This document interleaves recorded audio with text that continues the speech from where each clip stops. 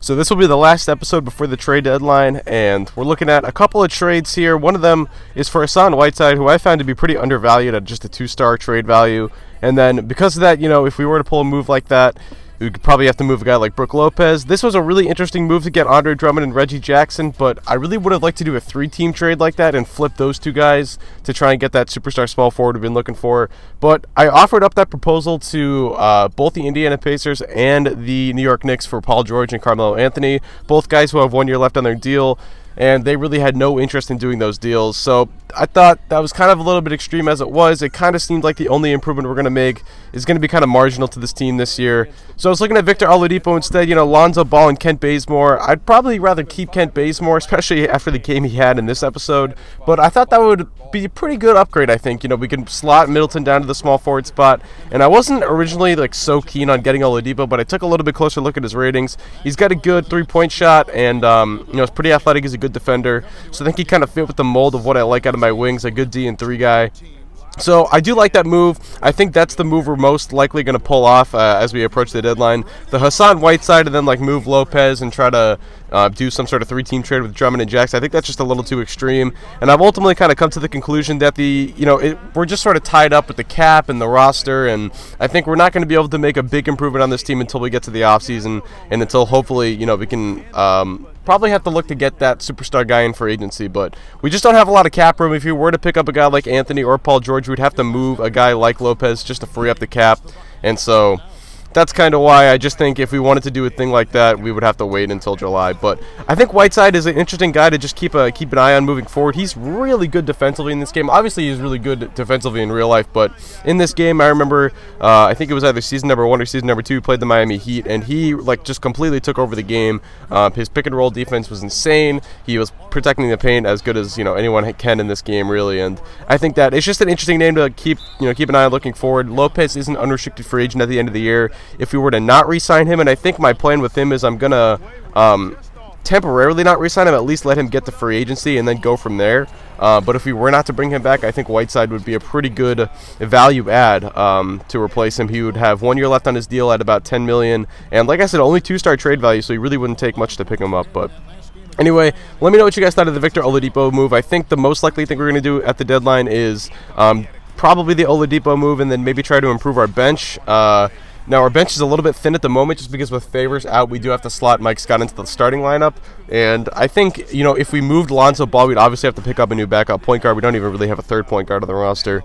So we'd have to look at a backup point guard, and we might have to look at another, probably not a big man, but another wing potentially. I think Bazemore is solid. If we were to move Barnes in that deal instead of Bazemore, then we might want another wing to come off the bench and just be able to shoot a little bit. I don't think Grayson Allen or Chase Budinger could really fill in that role. And I really think the second unit is kind of what has killed us a lot this season, not really our starting 5, as I've mentioned in the last episode. But anyway, we're taking on the Oklahoma City Thunder in this episode, and we're actually out to a 3-point lead to start. This is a pretty similar Thunder team to the one in real life. Not too many moves, since then. They did re-pick up Kevin Martin, who, of course, was infamously involved in that James Harden debacle of a trade, but he's back on the team now. He actually filled in nicely for them, at least in this game. I would think he kind of fills what they need out of that spot. I mean, he's just a really good shooter. He opens the floor up for KD and Russell Westbrook, and I don't know. In real life, it wasn't the perfect fit, but I thought in this game he worked pretty well with them. Here is Mike Scott with the jumper. He's going to knock that one down.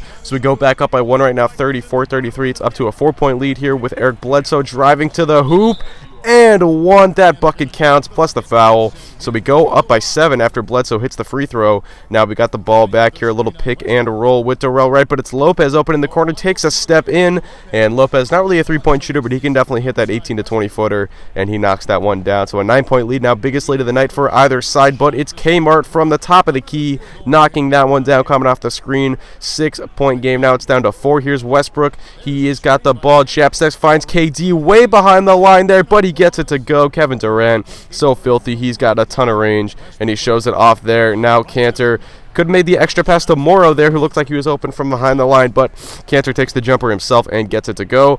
Now Westbrook with the ball, foul line extended, finds Kmart, same spot, same result, swishing that one home, and it is now a 4-point lead for Oklahoma City. And then here we go, it's going to be Westbrook in the corner, finds Morrow top of the key this time, and Morrow gets the three-pointer to go. So 5 threes in the first half for the Oklahoma City Thunder. That's a big reason why they got out to a 7-point lead at the intermission here. As you're going to see, we head into the break down by 7. A shaky second quarter there. We allowed 30 points defensively, not our best effort right there, I thought. But turnovers weren't really quite an issue early on. I think at least at the beginning of the game, it was a little bit of an offensive struggle, but we found it a little bit there in the second half of the first quarter. And then in the second quarter, we only put up 20 points, but I think that was more to do with our shooting than our turnovers. Anyway, KD to the hoop right there, one-handed slam. Take a look at the Kia Slam Cam replay. Now it's Mike Scott passing up the jumper. Middleton finds his man. Back to Middleton, who was left a little bit open right there. I don't know why Kmart was sagging off Middleton right there. You really can't do that. He's too good of a shooter for that kind of defense. Now Campaign, the former first-round pick, pull-up jumper, no good. Bolar on the rebound, up to Bazemore running the break. And when Bazemore gets out in front, no one is going to catch him. He is too fast. And take a look at him hanging on the rim here. This is usually a technical foul, but oh well, 2K going to 2K. I guess that was pretty cool either way. So it's Payne with the ball in his hands once again, trying to shake his man here. He finds Ibaka with the jumper, and that one is good to go. So OKC goes back up by 7 now midway through the third quarter. It's Lonzo Ball in there trying to direct the second unit. His pass is intercepted by Cantor, and he gets the ball up to Gary Neal all alone on the break. Allen's contest is to no avail as Neal's layup is good. Now an 8-point lead for the Thunder. Little pick and pop action here with Chris McCullough. He's going to take the jump shot. This one is going to rattle around and go in. So we get the lead back down to 2 possessions. Now it's a 6-point game. Bazemore running the break. He's going to take it himself. Left-handed finish. He would finish the night with 24 points. A huge boost off of the second unit right there. I've loved Bazemore all season long. If you guys remember in the offseason, I kind of picked him up late in the free agency period. We didn't really have a ton of money left to spend, so I got him for relatively cheap, but he has been really one of our better bench players so far this season.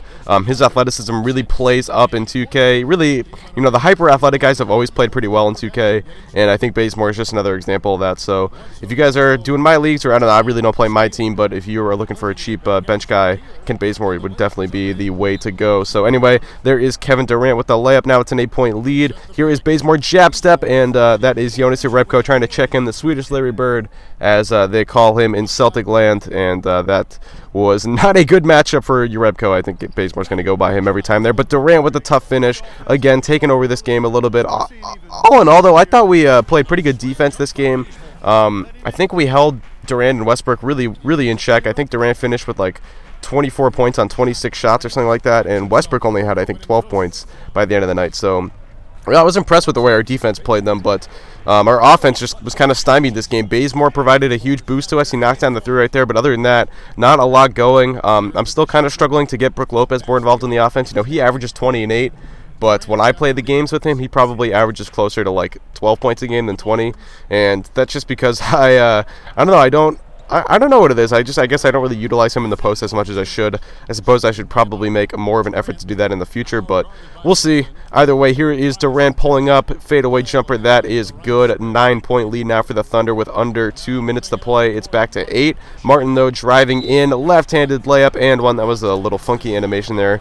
But like I said, 2K is going to 2K. And now Bledsoe with the ball, getting it down low to Lopez, trying to spark one last quick little rally here. He is going to go with the fadeaway over Serge Ibaka, gets it to go. 9-point game now down to 7. Durant finds Cantor in the post, up to Westbrook. Westbrook checked by Bledsoe, gets the screen, pulls up from behind the line. Shot is no good, so we've got a chance to make it a 2-possession game here with under a minute to play. It is Bazemore from behind the line. No good. That was a brutal miss by Bazemore. If he knocked that down, could have gotten the lead all the way down to 4 points with about 45 seconds to play. Could have gotten back in this game, but unfortunately, Ibaka on the other end gets the offensive rebound and the putback. So OKC goes back up by 9, and that would pretty much seal the deal. Lopez, one final field goal to polish the stat sheet right there. But OKC would run off the clock, and they pick up the 97-90 victory. So the Thunder walk out of here with the win. A little bit disappointing, but they were ranked the number 1 overall team in this game. They also had the number 1 offense and the number 1 defense, just based on the ratings. So not a game I really expected to win, but still on our home court. I mean, if we really fancy ourselves a title contender, which I don't know if we fancy ourselves that quite yet, but if we do, then I think this was a little bit of a step back. So anyway, I just think I think we're going to struggle to compete with some of the top teams in the West, but we're gonna see the challenge. I think I'm going to play the Timberwolves in the next episode. I think they have one of the top 4 records in the Western Conference, and I want to play the Nuggets as well. They have the top record in the Western Conference. So I think those are going to be the next 2 episodes. But there you go, Durant, 22 points on 24 shots. Really not a great game out of him, and Westbrook only 12 points on 12 shots. So like I said, our defense did the job, but the offense couldn't come through. So that's going to do it. Hope you guys enjoy. Thanks for watching, and enjoy the 2K postgame show. Many thanks, Kevin. So now we move on to our Jordan player of the game, Kevin Durant. He had an outstanding fourth quarter where he really shined, pouring it on heavy down the stretch. You could just see the intensity and focus from him, right, Kenny? I mean, he wasn't fazed by the crowd. Usually that's the case with him, but not tonight. He came in determined to make the little plays, make some big ones, and keep the momentum going. This was vintage Kevin Durant we saw tonight, fellas. Just tearing it up. He's got the most diverse set of skills out there from an offensive standpoint. There isn't anything he can't do. And defensively, he can do it as well. It's almost impossible to count all the ways Kevin Durant helps his team.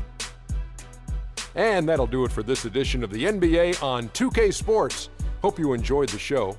From myself, Kenny Smith, Shaquille O'Neal, Kevin Harlan, and the entire 2K Sports crew, have a wonderful evening.